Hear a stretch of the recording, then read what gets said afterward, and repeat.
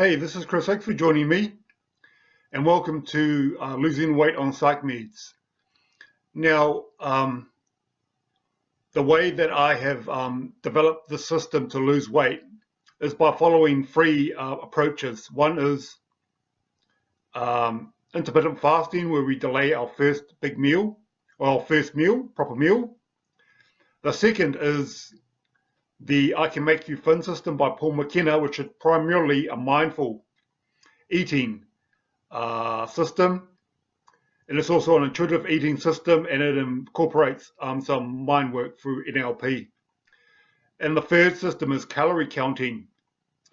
Now, with calorie counting, you only have a set amount of calories that you can consume each day when you're trying to reduce weight. So if you eat most of your calories during the first part of the day, you can find yourself hungry towards the end, and you may end up eating over your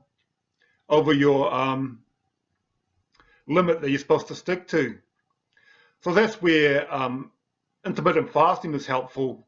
If we can delay the first meal, then that smaller eating window we have nearer the end of the day will make us feel satisfied and keep us going through the night.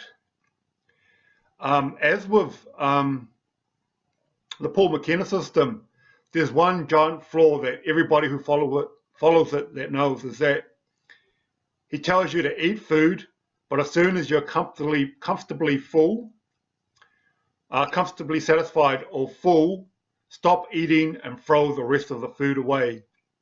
This is probably one of the hardest aspects of Paul McKenna's system, because you're wasting good food, and you know that within a while you're going to be hungry again.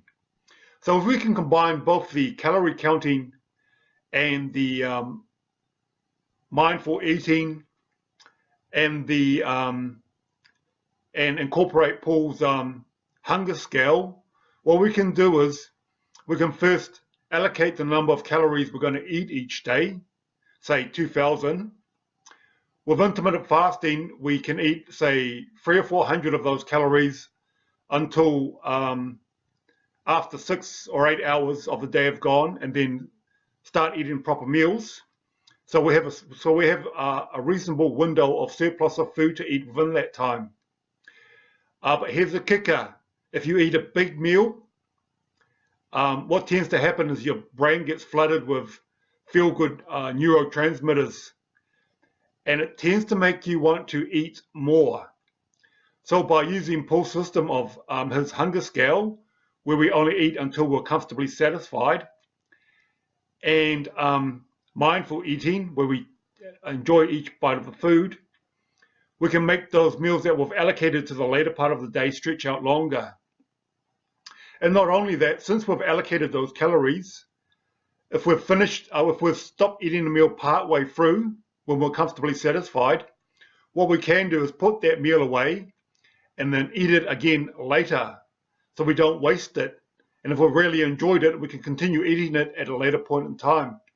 I hope this makes sense.